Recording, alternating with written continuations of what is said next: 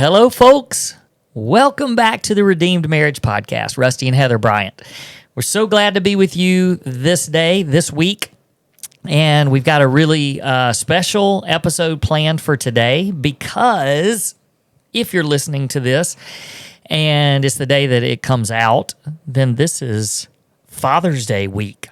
And so we're going to be celebrating Father's Day in a few days. But it made us start thinking about men. And so we wanted to do a little bit of a special episode today. So let me just tell you real quick where we're going. We rarely just jump right in, do we? We always have other stuff. But we're gonna try to just jump right in. And so where we're wanting to go today is we want to talk about really what it means to be a man. And give some encouragement to men. But I also think that this is going to be really valuable for our female listeners, probably even more so, to be real honest. But for our female listeners, because I think it might give you the ladies some insight into some of the silent battles, some of the secret struggles maybe that go on in your husband's life and things that he deals with. And so as we started thinking about how can we, do this effectively so that it reaches kind of our audience and where our audience is, we thought that it might be good to sort of use the backdrop of our story and the betrayal. And I know that you guys, you listen to us. Some of you know us as well as anybody knows us, which is creepy in some ways, but also we love it. But I think that people know, but our story, we are now approaching 14 years. We're approaching 14 years. That'll be 14 years in August that you confess to being unfaithful. And so, really that part of our journey in life has really shaped a lot of who I am as a man. And so we started talking, well, how can we, do this effectively where it gives some real insight, but there's some depth to it, but also it can cover kind of anybody that listens to this. And so we decided we just open it up to you to ask me some questions. Yeah. So, yeah. So most of you know that we don't, if you've listened to us for a while, you know that we don't plan everything that we're going to say. And Rusty was 100% okay with me just asking him questions that I haven't shared with you yet.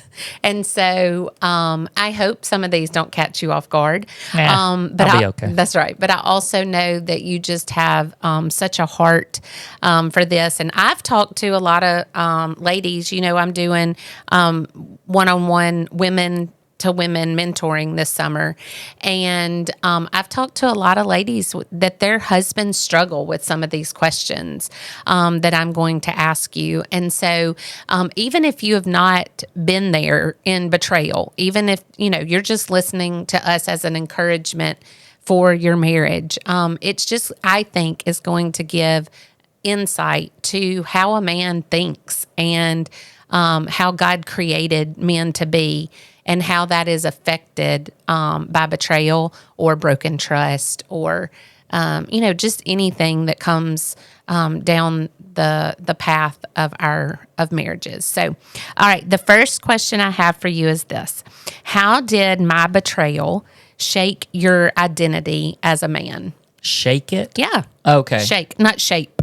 How did it shake you? Like when you found out I'd been unfaithful, how did that shake your identity of who you were, who you thought you were, who God created you to be? Well, there's I do think that most men are insecure in a lot of ways, and we don't like to admit that. And there's a lot of men that do a really good job of faking that and masking it. And so, and again, all men are different. But for me, that my love language has always been words of affirmation. And so like there's insecurities within me that, I think men are constantly saying, am I good enough? Do I have what it takes? Like those are core questions. Do I have what it takes? Because we feel like we're not adequate to be a husband. Certainly not adequate. We're not, like, being a dad. What in the world? Like, we're not worthy. Do I have what it takes? We ask ourselves that question about our jobs. We ask that question about providing for our families. And, am I good enough? Do I have what it takes? And so when the betrayal happened, like, you talk about just completely crushing everything. And it's not just in that moment, it's not, do I have what it takes to be a man? It's like, I'm not good enough, obviously, to be a husband because you went somewhere else. And so then it just trickles down into everything, like all those areas. So every insecurity that I had, just all of it rose to the surface at that point, where I had to question, do I have what it takes? Like, do I have what it takes to be a man? And so that's how it shook me, like, to the very core. It just shook me to a place to where every insecurity that I may have masked, I may have been a poser in a lot of ways, it just all rose to the surface and basically yelled at me and said, nope, you don't have what it takes. You are not good enough. And that's all I could feel in those moments. Yeah. Your answer to that kind of has spurred another question that I already had, but I might reword it just a little bit. When you were shook, like in those moments of you're talking about all of those things coming to the surface, all those insecurities. In those insecurities, did you feel like you had permission to feel? Did you feel like you had permission to grieve? Or even a word I wrote down is, do you feel like you had permission to be weak in that moment? Well, boys grow up in my culture and how I grew up. And what I always believed about a man is that we have to be strong. And, I think about even the way that I fathered, and, like, there was no room, like, don't be hurt. Like, you don't get hurt. You get up and you just keep moving. And don't cry. Yeah, don't cry. Real men don't cry, Right. That kind of thing. And so I think for my whole life, which was 35 years or so, that's just the image that I had of what a man was supposed to be. There's not supposed to be weakness. That you're the strength. The emotions, you suppress them. You don't let them show. Because that's a sign of weakness. Mm-hmm. And what happened when the betrayal happened was, I think, read the very first few words of your question. Okay.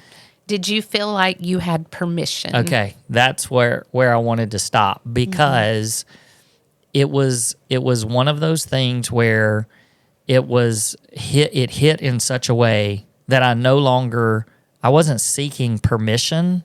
I had no choice.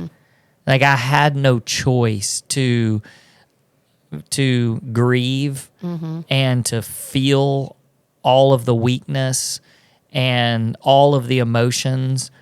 I could not. I could not hide any of that. Yeah. And so I don't even want to say, that word permission. Did I have permission? Well, that kind of goes more to you, and, like, did you give me permission to do that? Well, of course you did, because we handled our journey in a real healthy way. But just from a personal standpoint, I had no choice. Like, those things became so real and so clear, and that really shaped who I am now, because I learned how to grieve. I learned how to deal with emotions and also let them out in a correct way. And I learned how to share emotions. And so now, beforehand, I really didn't show a lot of emotion. Right. To be real honest, you didn't give permission Sure. beforehand. That's right. But when this happened, you sort of woke up to this fact of, like, this is part of life. We have to be able to show emotions and to grieve and to process weaknesses and all that kind of stuff. And so, yes, you gave me permission because I had no choice. It was happening anyway. Yeah. But then it shaped these last 14 years into who I am now, where I'm a very emotional person and in a healthy way. And so it has taught me that it's okay to admit weaknesses. It's okay to grieve. It's okay to cry. It's okay to have strong emotions. And it's okay to share those with people and for us to journey alongside each other in those emotions. Yeah. The next question that I have for you really has to, like, I thought about it because of your forgiveness. One of the reels we put on TikTok this week was about the most romantic thing you ever did for me was forgive me. And I think that you did forgiveness really well. When we meet with couples all the time, forgiveness is such a big topic that we talk about. And there's never a time that I think, gosh, I wish he would have done that differently. Like, I think that you modeled forgiveness in a powerful way where it wasn't just swept under the rug and you're like, okay, I forgive you, let's move on. But you walked through it well. It was a moment, but then the process of forgiveness was done really well, where you didn't hold it over my head, but you also really forgave. So my question about that forgiveness is, I wondered if you could talk to us just a little bit about, like, your pride that you had to really, well, I was going to say let go or confront in order to be able to forgive me and then work towards healing in that. So I'll pause for just a second because you mentioned TikTok. So here's our commercial for people to go and follow us, because that's brand new. I have no idea. That's kind of your thing. But anyway, so it's follow kind us of my friend's thing that's helping us with that too. So follow us on TikTok. It's a whole different crew of people, which is awesome. It is. And follow us on there. We have like 4,000 views on that video, but we only have like 300 followers. Because we literally just started like the page 2 weeks ago. So follow us. Okay. What was the question? No, I'm just kidding. So it was about confronting pride. Everybody is prideful. We're all prideful. And selfish. And some people just handle it better. And I think that especially men, there's we do have a lot of pride. And there's something about we want to be a real man. We want to feel like we want to be the knight in shining armor that has rescued our spouse, we want to feel desired and wanted, and just this, and some of that is pride, but it's also, that's just how we're created. Like that's how God wired us. And so to be pursued and desired and wanted by your spouse is such a big part of who a man is. And then for a crushing blow of a betrayal in that way just destroys our pride. And so then it's like we have this battle of, okay, well, do we overcompensate and become really prideful in that, all right, I'm not the one that screwed up. You screwed up, and now I'm in control. This is my show now, and I'm running this show. And you're going to do X, Y, and Z for the rest of your life to prove to me. It's like the the pride just overtakes everything, and you just overcompensate for that. But then there's also, I think, this side of pride where it's like, oh, my pride has been crushed so much. Like, I don't want to go out in public anymore. I don't want people to see me. When people look at me, they probably think, what did I do to cause my wife to go to someone else? This guy can't even keep his family together. He's not satisfying his wife. It's just a constant like attack, and a hit on pride. And so I think that at this some point where I forgave, and then I got to a place where I had to just, we've talked about this recently because we heard a sermon, but being okay with our story, because we can't really change it anyway. Right. And so then it becomes, all right, well, the pride comes up in a different way to where it's like, all right, well, I'm going to change the future because of what happened. And so we get to a place where we're understanding that we wouldn't have made these choices, we wouldn't go back and do it again, but we can't change the past. And so our story is our story. We're going to accept it. We're going to be okay with what happened. We're not okay with how it happened and the decisions that were made, but we're okay with that's my story. And so what am I going to do going forward? How am I going to use it to become a better person? How am I going to use it to become a better husband, a better father? And how am I going to use it ultimately for God's kingdom? And that's where you have to kind of push pride aside and say, this isn't about me. This is about God. How do you want to rewrite my story and use my story for your good? Yeah. And as you talk about that, I think back to pre-infidelity Rusty, and I believed then that you were one of the most confident men that I'd ever met in my life. And I can genuinely say that even post-infidelity, where we are, you are still one of the most confident men that I've ever met. And I know that to be true because your identity is wrapped up in who Christ says that you are.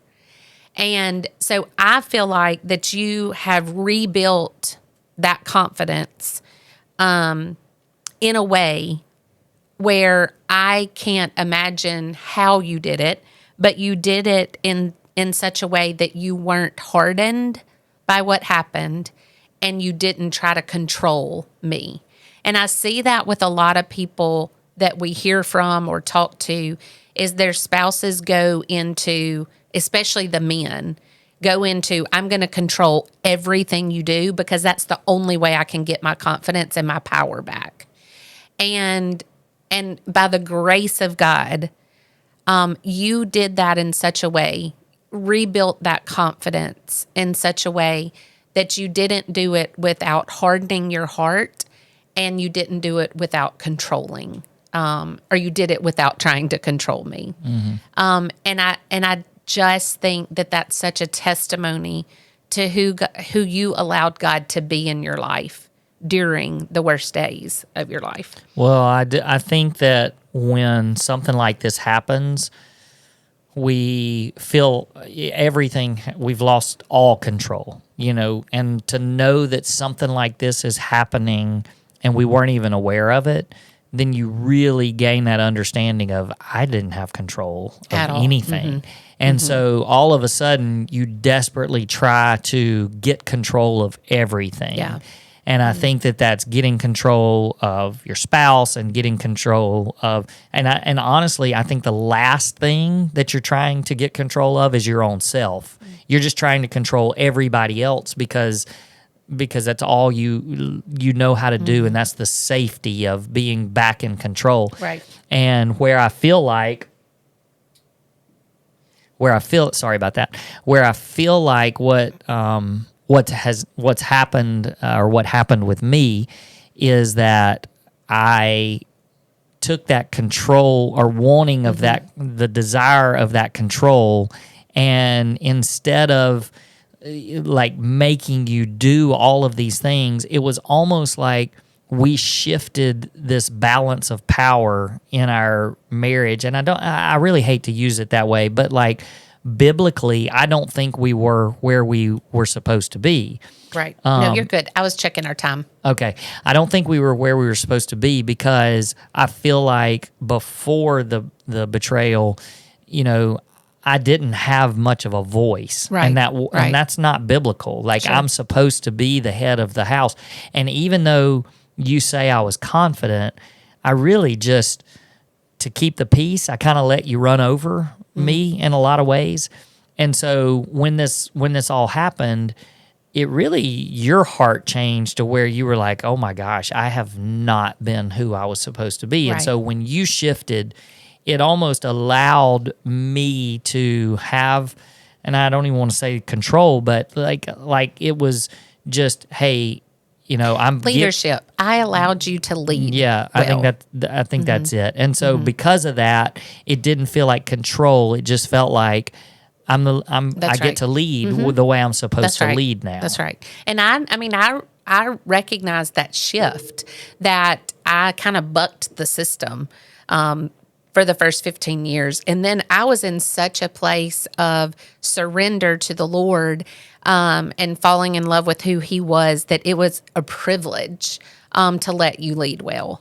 And so that was a shift in me. And so ladies, if you're listening and thinking, what is my role in this, is allowing your husband to lead well, and allowing him to be the leader, if he's allowing God to lead his life, and being that encouragement to him, as well as Rusty talked about, that deep desire for men to know they're enough.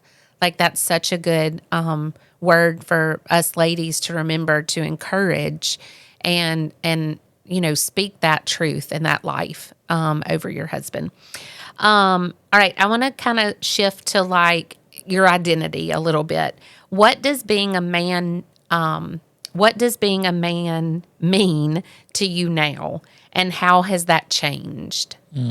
Well, it's changed a lot. I mean, I feel like I'm a very, very different person than who I was 14 years ago, because I feel like being a man has really shifted into this area of being very open, being very vulnerable. And I feel like that's something that men just don't do very well. We're just not good at it. We're not good at opening up. We're not good at sharing emotions. We're not good at asking for help. It's all that pride that we've talked about, that being in control. We want to let everybody feel like we have it together. And I think that has probably been the biggest shift. And I do think that even in churches today, there's a shift in that mindset of, hey guys, we need each other. Like, we need to be able to say, I'm not okay, and I need some help, and I need people around me to support me. And that's so drastically different from what we experienced almost 14 years ago. Because you didn't have that mentality, was not in place when we walked through infidelity 14 years ago. It was, you were in a place where no one, like literally no one, came and said, let me walk with you, right, or let me be here for you, or what can I need? Like, you had to reach out to somebody who wasn't even, a close friend, to get help as far as mentorship and counseling and things like that. And so I just think that that's such a sweet thing now, that there's a shift in men's mentality of being okay, not being okay. And it's a slow process, and I think it's a slow change, but it is something that's happening, and I see it happening. I see it happening in our church, and just men that are willing to reach out even to me and saying, hey, let's do some one-on-one sessions, Right. and that's usually I think we feel like that's something that's supposed to be reserved for ladies to have their ladies chat and stuff. But guys are starting to come around to, hey, I don't have it all together. I need some support. And, that's not who I was 14 years ago. I didn't want anybody to think that I didn't have it all together. right. And now it's just kind of like, well, none of us have it all together. And so it's okay to be vulnerable and open. And like, even for me, I think a big thing was just emotions. I do think I had big emotions, but they were all happy and positive emotions. Like I was always an extrovert. I actually feel like I'm much more introverted now because I'm very guarded and I kind of keeps people, like, it's hard to trust. And I work really hard at that. But there's also now this emotional side of me that I'm really okay with. And what I think has happened is I think that it's helped us in our communication because I feel like I can tell you things and you listen. We can be emotional together, but I also feel like it makes me listen better. It makes me empathize and it makes me want to kind of get in the trenches with you or with other people, even our children, and like really dig in. So it's not so much the mentality of get up and brush it off. It's more of, hey, let's talk about it. Let's figure out what's really going on and how can we journey in this together. So really, that's what I believe now. It's so much of an identity. It's just, who am I in Christ? And if my ultimate goal is to be more and more like Jesus, then I've got to look at what Jesus did and how Jesus acted as a man, and I've got to follow that lead. That's good. That's good. This question really has to do more, Father's Day is coming up, so let's ask one about the kiddos, all right? What do you hope your boys learn about manhood by watching your journey? I'm talking about for the first, 14 years of our marriage, which they weren't around that whole time. They were, 11 and 5? 11 and 5. 9 and 5. 9 and 5. Sorry, I can't add or subtract. 9 and 5 when our story of infidelity came out. And if you've gone back and listened to the podcast of our boys, you've heard from their heart what they learned. But I want to know what you hope that they have learned about marriage, or even more specifically about being a man through this.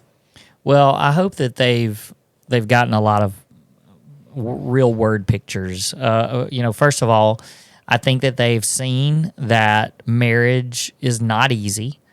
I think those first 14 years of our marriage, we didn't really, and again, the kids were not involved, obviously, in those whole first 14 years, but we weren't really open to, sharing our marriage. We just wanted everybody to think everything was great. We lived in that culture at the time where it's like, put on your mask and just everybody's fine. We're all fine. You get up and go to church and nobody knows your problems, or you lie about your problems, or you mask them with a prayer request, and then you move on. And so when all of this happened, it caused us to really become much more of an open book. And so our kids, for most of their lives, have seen us living out our marriage in a way where they know marriage is not easy. And our mom and dad went through something extremely traumatic, and they survived. And so I think I hope that picture of marriage, it applies to them in all their areas of life, that, we're going to go through hard things in life, but God is faithful. He's never going to forsake us or leave us. And so because of that, I know that we can do hard things. I've watched mom and dad do hard things. And so I hope that they look at dad, they look at me, and they see, okay, Jesus forgives us. He died on the cross for us. Dad forgave mom for something horrendous that happened. And so how much more is that picture of forgiveness for what Jesus did for me?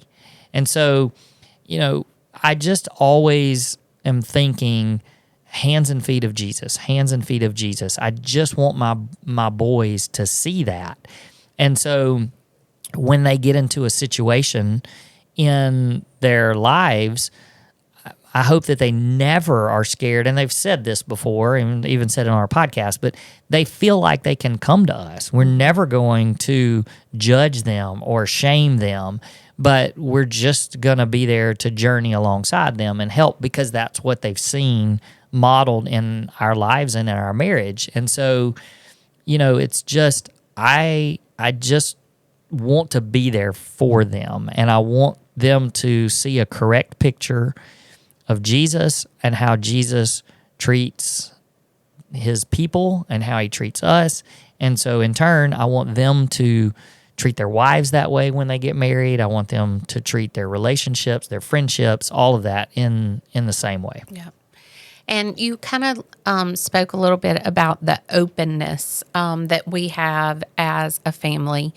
And I just think that is one of the most amazing things that came out of such a difficult time in our lives, was that we are just able to be real with our kids. And then watching them as they grow up kind of invite us in to how to love them well, and how to, I don't feel like there's much that we're going to have to figure out. Like, they're really open about, I need this from you, and I would love for you to love me well like this.